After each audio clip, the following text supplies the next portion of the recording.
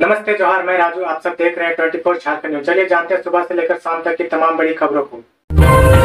2023 में झारखंड को मिलेगा 3 एयरपोर्ट का तोहफा। दुमका, बोकारो और टाटा में शुरू होगी उड़ान सेवा। नए साल में झारखंड में 3 और एयरपोर्ट खुलेंगे। इसमें टाटा, बोकारो और दुमका एयरपोर्ट शामिल है। ये एयरपोर्ट विमान परिचालन को तैयार है और उड़ान शुरू करने के प्रयास तेजी से चल रहे हैं। जमशेदपुर के सोनारी एयरपोर्ट से टाटा कंपनी के निजी विमानों का परिचालन हो रहा है। यहां से कमर्शियल विमान सेवा शुरू करने के प्रयास जारी हैं। बोकारो और दुमका एयरपोर्ट लगभग तैयार है। दोनों एयरपोर्ट अभी लाइसेंस लेने की प्रक्रिया से गुजर रहे हैं। बोकारो एयरपोर्ट के लिए सेल और दुमका के लिए राज्य सरकार लाइसेंस लेने की प्रक्रिया में शामिल है। झारखंड में कोरोना के नए वेरिएंट BF7 को लेकर प्रशासन सख्त। न्यू ईयर इवेंट की तैयारी पूरी कर ली गई। होटल, रिजॉर्ट और क्लब में जहां लोग सेलिब्रिटी नाइट को एंजॉय करेंगे, वहीं वीकेंड होने की वजह से फैमिली टाइम भी मिलेगा। ऐसे में लोग पिकनिक की प्लान कर रहे हैं। इससे शहर के पार्क, रेस्टोरेंट, जलाशय, डैम सहित अन्य पिकनिक स्पॉट में काफी भीड़ जुटेगी। दूसरी तरफ एक बार फिर कोरोना को लेकर सावधानी बरतने की सलाह दी जा रही है। सेलिब्रेशन के बीच में लोग बीमार न हो, इसके लिए सरकार ने मास्क पहनने और सोशल डिस्टेंसिंग पालन करने का सुझाव दिया। विशेषज्ञों की माने तो समय समय पर हाथों को सैनिटाइज करते रहें। पूर्व में 1 से अधिक बार कोरोना संक्रमित हो चुके लोगों में नए वेरिएंट BF7 का कोई लक्षण नहीं दिखता, यानी लोग एसिम्प्टोमेटिक हो चुके हैं। पीएम किसान सम्मान निधि की 13वीं किस्त जनवरी के पहले सप्ताह में होगी ट्रांसफर। प्रधानमंत्री नरेंद्र मोदी की अगुवाई वाली केंद्र सरकार ने प्रधानमंत्री किसान सम्मान निधि योजना की 12वीं किस्त हाल ही में जारी की है। अब किसान योजना की 13वीं किस्त के इंतजार में है। मिली जानकारी के मुताबिक जनवरी के पहले सप्ताह में 13वीं किस्त ट्रांसफर किए जाएंगे।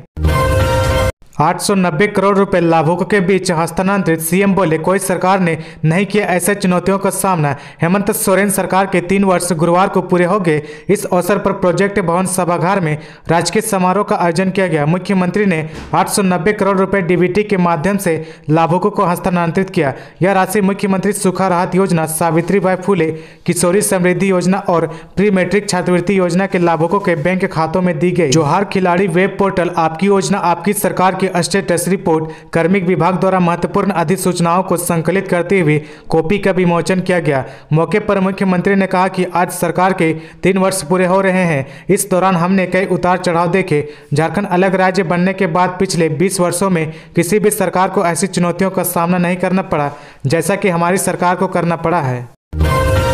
पीएम मोदी की मां हीराबेन के निधन पर झारखंड के सीएम हेमंत सोरेन सहित कई मंत्रियों ने जताया शोक। प्रधानमंत्री नरेंद्र मोदी की मां हीराबेन का 100 साल की उम्र में निधन हो गया। पीएम मोदी ने खुद ट्वीट कर इस बात की जानकारी दी। 28 दिसंबर को सांस लेने में तकलीफ होने पर उन्हें अस्पताल में भर्ती कराया गया था। झारखंड के सीएम हेमंत सोरेन ने ट्वीट कर शोक जताया। सीएम ने ट्वीट कर लिखा कि पीएम मोदी जी की मां के निधन की खबर सुनकर गहरा दुख हुआ। माता पिता का नुकसान अपूरणीय है और दुख की इस घड़ी में अपनी संवेदना व्यक्त करता हूं। उनकी दिवंगत आत्मा को शांति मिले। दूध के दाम में बढ़ोतरी। कल से 56 रुपये लीटर मिलेगा सुधा दूध। सुधा दूध की कीमत में बढ़ोतरी की गई। Bihar state milk cooperative federation limited की रांची इकाई ने कीमतों में बढ़ोतरी की घोषणा की। कल से 1 लीटर सुधा दूध ग्राहकों को 56 रुपये में मिलेगा। वहीं आधा लीटर 28 रुपये और 6 लीटर का कंटेनर 330 रुपये में ग्राहकों को उपलब्ध होगा। यह दर ग्राहकों के लिए तय की गई। रिटेलर की 1 लीटर दूध 54 रुपये में मिलेगा। आधा लीटर दूध 27 रुपये में और 6 लीटर का कंटेनर 312 रुपये में मिलेगा। 17 साल से डिप्टी कलेक्टर बनने का सपना देख रहे सचिवालय के कर्मी, लेकिन जेपीएससी ने अब तक नहीं कर सका रिजल्ट जारी। राज्य के सचिवालय सहित विभिन्न विभागों में कार्यरत कर्मी व अधिकारी डिप्टी कलेक्टर बनने का सपना पिछले 17 साल से देख रहे हैं। जेपीएससी ने वर्ष 2005 में 50 पद पर नियुक्ति परीक्षा के लिए प्रथम सीमित उपसमाहर्ता विज्ञापन जारी किया, लेकिन अब तक इसका रिजल्ट नहीं निकाल सका। इसी प्रकार आयोग द्वारा 28 पद के लिए 6ठी सीमित उपसमाहर्ता परीक्षा का रिजल्ट 4 साल के बाद भी जारी नहीं किया जा सका। वहीं दोनों नियुक्ति के लिए आयोजित लिखित परीक्षा के बाद 2 साल पूर्व यानी 24 दिसंबर 2020 को संशोधित मॉडल उत्तर जारी किया जा चुका है। अब सिर्फ रिजल्ट जारी करना बाकी है। कोरोना की चौथी लहर से लड़ने को तैयार Bokaro general hospital 220 oxygen bed Covid ward के लिए रिजर्व। चीन समेत दुनिया के कई देशों में कोरोना के कहर है। भारत में चीन जैसे हालात ना बने, इसको लेकर तैयारी शुरू कर दी गई है। बोकारो सहित पूरे देश में 27 दिसंबर को सभी सरकारी व प्राइवेट अस्पतालों में मॉक ड्रिल कर तैयारी का जायजा लिया गया। इधर बोकारो जनरल हॉस्पिटल ने कोरोना से निपटने को लेकर तैयारी शुरू कर दी है। BGH के 85 वार्ड को आइसोलेशन वार्ड बनाया गया। ऑक्सीजन सप्लाई, दवा, PPE किट सहित अन्य उपकरण का रिव्यू किया गया। BGH में ऑक्सीजन बेड 758 है, इसमें से 220 कोविड वार्ड के लिए रिजर्व है। हैकर्स ने चुराया 3 करोड़ रेल यात्रियों का पर्सनल डेटा। भारतीय रेलवे के 3 करोड़ यात्रियों का पर्सनल डेटा लीक होने की खबर सामने आ रही है। मनी कंट्रोल की खबर के मुताबिक भारतीय रेलवे के 3 करोड़ यात्रियों का डेटा हैकर्स ने चुरा लिया है। रिपोर्ट के मुताबिक हैकर्स ने 3 करोड़ यूजर का डेटा चुरा लिया। हालांकि इसे लेकर IRCTC ने स्पष्टीकरण दिया कि उसके सर्वर से ये डाटा चोरी नहीं हुआ है, बाकी की जाँच की जा रही है। अभिनेत्री ईसा आलिया हत्याकांड में पति ने ही मारी थी गोली, भाई ने लगाया गंभीर आरोप। हॉलीवुड अभिनेत्री ईसा आलिया की हत्या के आरोप में उसके पति प्रकाश कुमार को बंगाल पुलिस ने गिरफ्तार कर लिया है। प्रकाश कुमार रांची के टैगोर हिल स्थित मां तारा अपार्टमेंट के फ्लैट नंबर 202 में दूसरी पत्नी ईसा व बच्चे के साथ रहते थे। बुधवार की सुबह से लगातार पूछताछ के बाद प्रकाश टूट गया है। बंगाल पुलिस का दावा है कि पत्नी की हत्या की बात स्वीकार करने के बाद ही प्रकाश को गिरफ्तार किया गया। गुरुवार की सुबह आरोपी पति प्रकाश को उलबेड़िया कोर्ट में पेश किया गया, जहां मजिस्ट्रेट ने आरोपी को 12 दिनों की पुलिस हिरासत में भेजने का निर्देश दिया। आरोपी के खिलाफ मृतका के भाई अजय कुमार राणा ने राजपुर थाना में प्राथमिकी दर्ज कराई है। 12 साल की उम्र में नक्सली बना था चंद्रभान पहान, अब मुठभेड़ में मारा गया।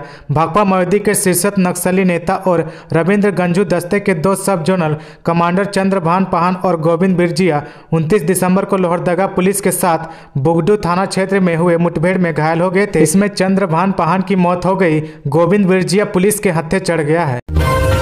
2 माह से लापता था संजय, अब अधजली हालत में मिला शव। BHU के छात्र जमशेदपुर के मानगो के जाकिर नगर निवासी संजय सोरेन का शव 2 महीने से अधिक समय के बाद घर से 10 किलोमीटर दूर डेमका डी के पहाड़ी पर मिला। शव के पास पड़े मोबाइल से संजय की शव की पहचान की गई। इधर हत्या में पुलिस की उदासीनता का आरोप लगाते हुए आदिवासी समुदाय के लोगों ने आजाद नगर थाना का 2 घंटे तक घेराव कर दिया।